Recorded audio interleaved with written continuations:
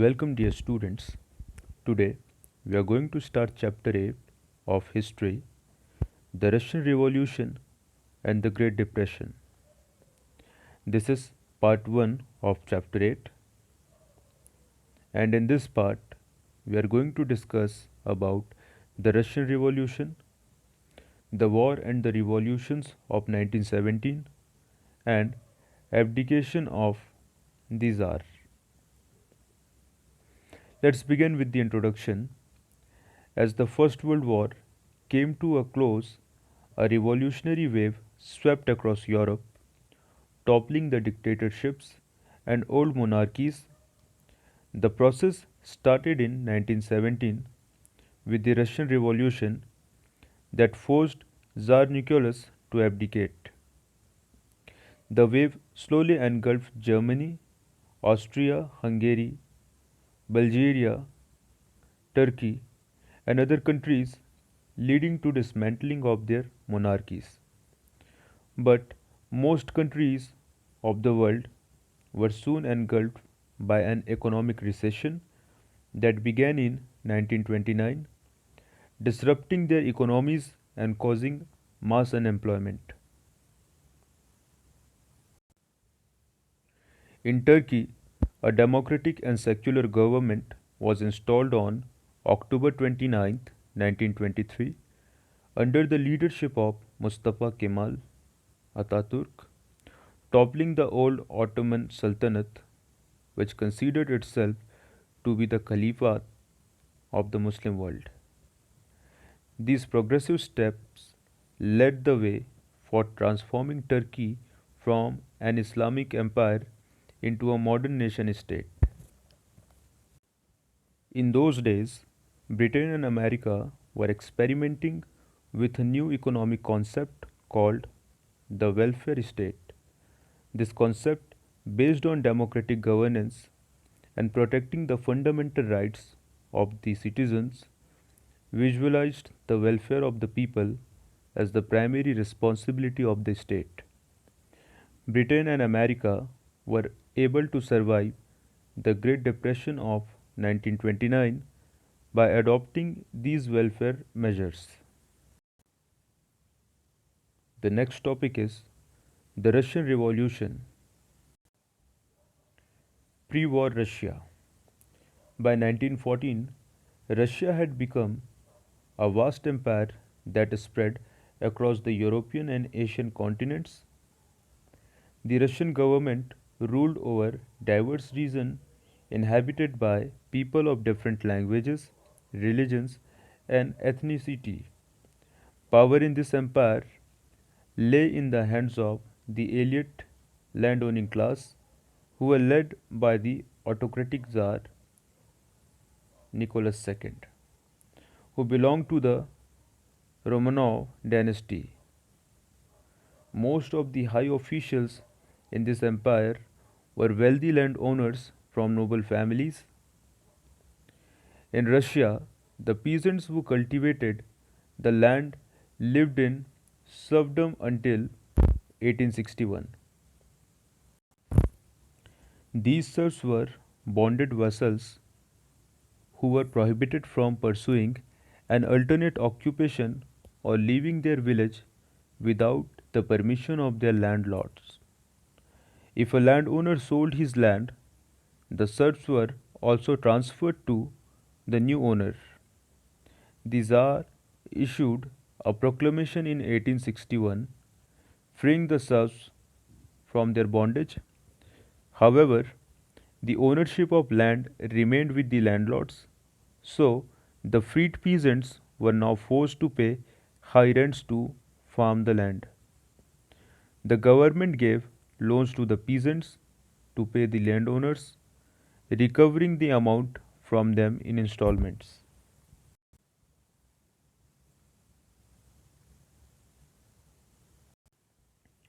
Many peasants migrated to the cities to look for work in the factories, and many more enlisted in the Tsar's army.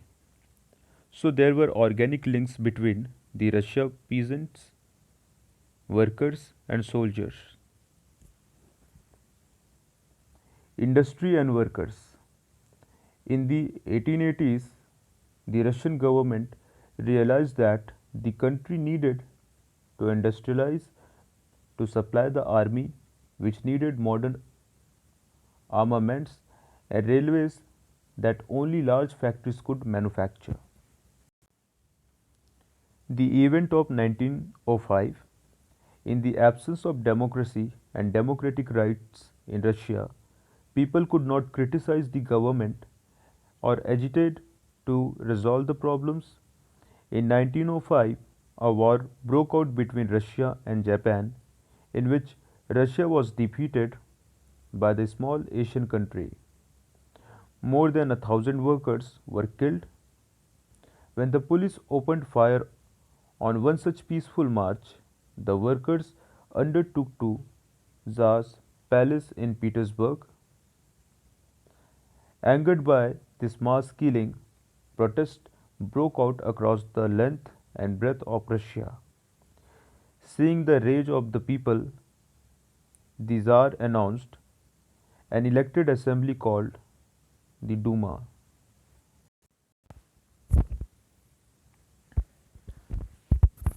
The war and the revolutions of 1917. The cycle of repression and reform brought a limited peace to Russia for a few years. But after 1912, the workers' strikes and peasants' revolts again began to pick up steam. On Women's Day, on February 23rd, 1917, the women took out a procession in Petrograd, the new name of Petersburg, demanding food and peace. There is a difference of 13 days between the Russian calendar and the modern calendar, so the event occurred on March 8 according to the modern calendar. The police and army were restrained from intervening. Workers' assemblies were also organized in every factory in which the workers choose their representatives for an apex city level workers' assembly.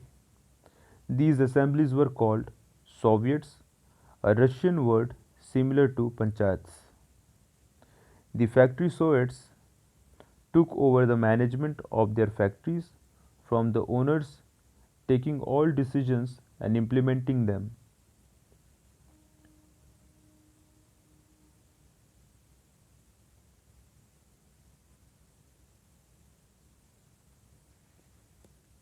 The factory Soviets took over the management of their factories from the owners, taking all decisions and implementing them. Their elected representatives were expected voice the view of the factory Soviet in the city Soviet, which came to be known as the Petrograd Soviet. If they failed to do so, they could be recalled and another representatives elected in their place. The soldiers too formed their Soviets in their units, taking over control from their officers or forcing them to act on their orders. Peasants also formed their Soviets in the villages where they began looting shops and the palatial houses of the landowners. Within days, the Tsar was stripped of all powers. The people in all sectors took over control through their Soviets. In this way, the power structure of the Tsarist regime was dismantled, with the people taking power into their own hands.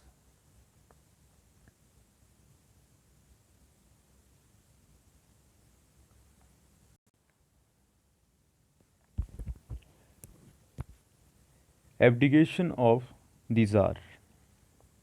Seeing the mood of the people and the pressure from the Petrograd Soviet, the Duma urged the Tsar to abdicate and allow it to constitute a new cabinet of ministers. Faced with this situation, the Tsar was forced to abdicate on March 2nd, 1917, March 15, according to the modern calendar, the chain of events leading up to the abdication is called the February Revolution. They believed that the middle class should provide the leadership of the revolution that would bring democracy and peace to the nation and institute land reforms.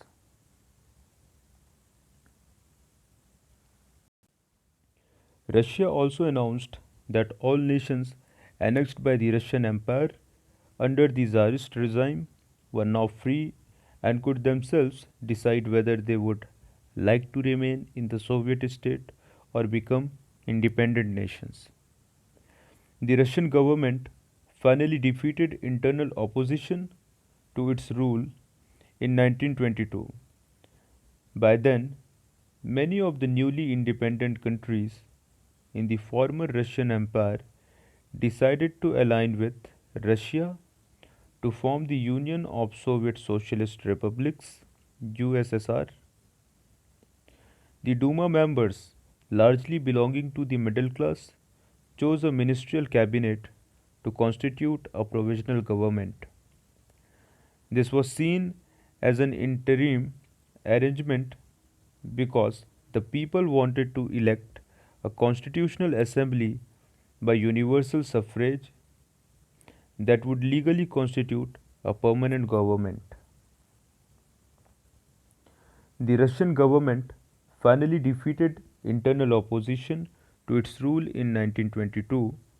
By then, many of the newly independent countries in the former Russia Empire decided to align with Russia to form the Union of Soviet Socialist Republics.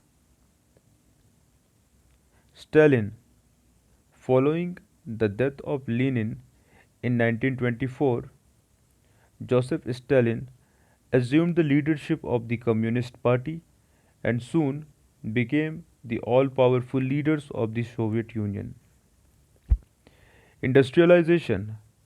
After the revolution, all private property was abolished and all the banks, factories, and mines were nationalized, declared government property, and administered by the government.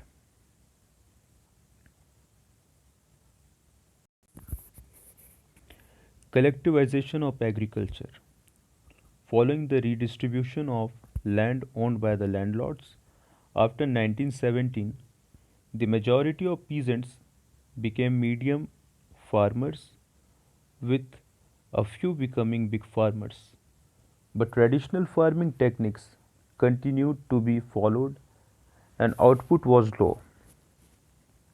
Stalin took steps to raise productivity by adopting modern agricultural techniques.